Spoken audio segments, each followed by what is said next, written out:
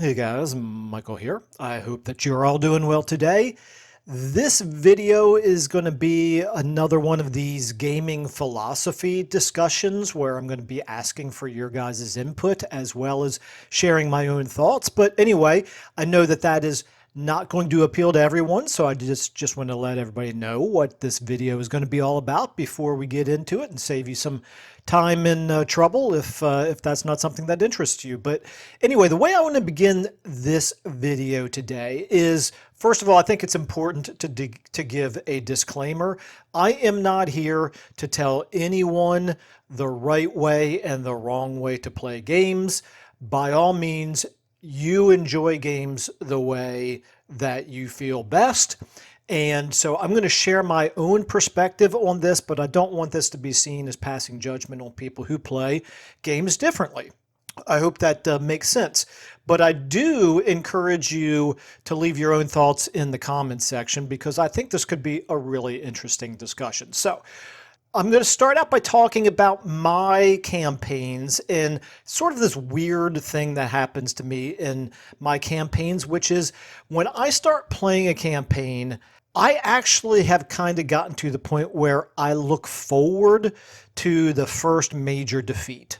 Like maybe it's somebody attacking me from an unexpected direction. Maybe it's an unexpected enemy that, completely takes me by surprise and I didn't think I was going to have to fight him and now I do. For whatever reason. The reason why I look forward to that is because I think it makes the games a lot more interesting. It makes them a lot more exciting.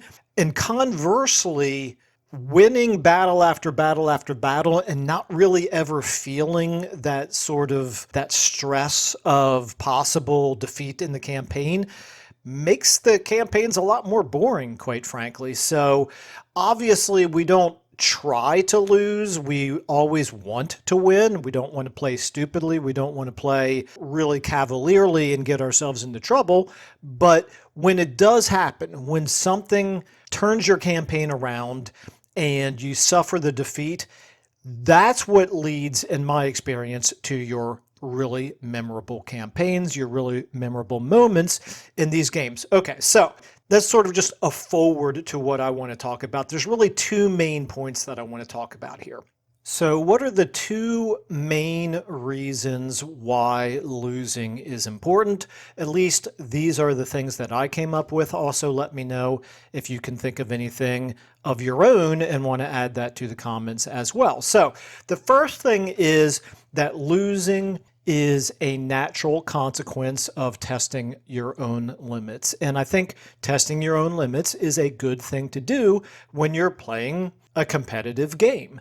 So maybe you're raising the difficulty setting up a notch so the game becomes a little bit more difficult, or maybe you're trying a new human opponent, or for whatever reason, maybe trying a brand new faction that you don't really know the dynamics of what their neighbors are going to be like, who's going to declare war on you. Anyway, there's a million different ways that you can sort of put yourself into a more challenging situation than what you're used to. And as a natural consequence to that, you're going to sometimes lose just sort of naturally because you are unfamiliar. You have less experience with that particular circumstance. And I think that's an important way to grow. So if you're never experiencing those losses, then it probably means you're not really pushing yourself. You're not really testing your own limits.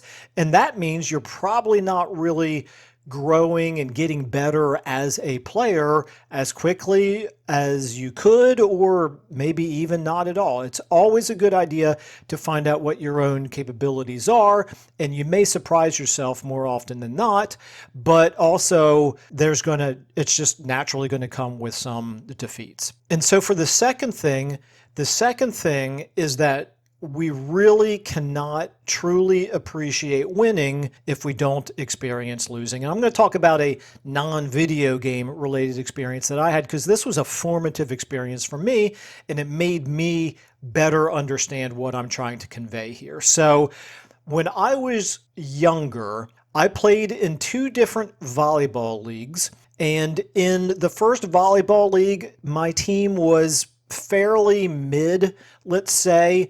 We had, a few wins, a few losses throughout the season. It felt good when we won. It, felt bad when we lost. We were kind of just barely a team that eked their way into the playoffs.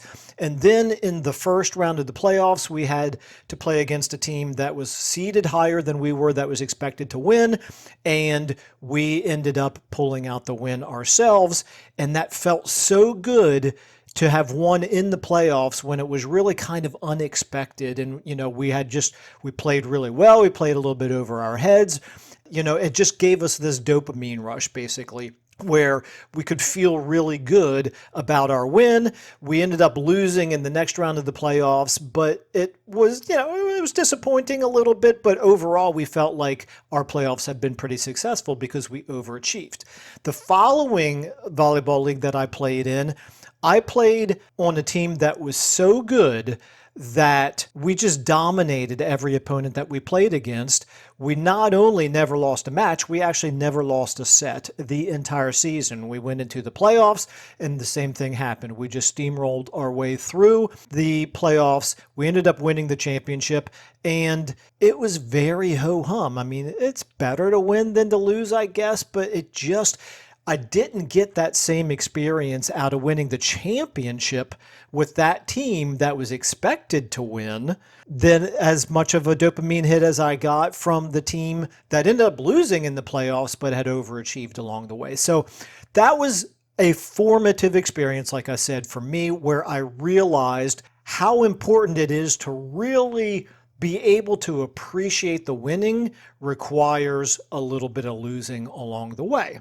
That is the philosophy that I take into video games as well. So I really get bored with games when I'm just winning all the time. Some of you have seen some of my videos on the MMO SWTOR about how it's a really great game, but it's so boring to play most of the time. The storytelling is good, but the combat is boring because it's just not a challenge at all. And there's other games that fall into that category as well.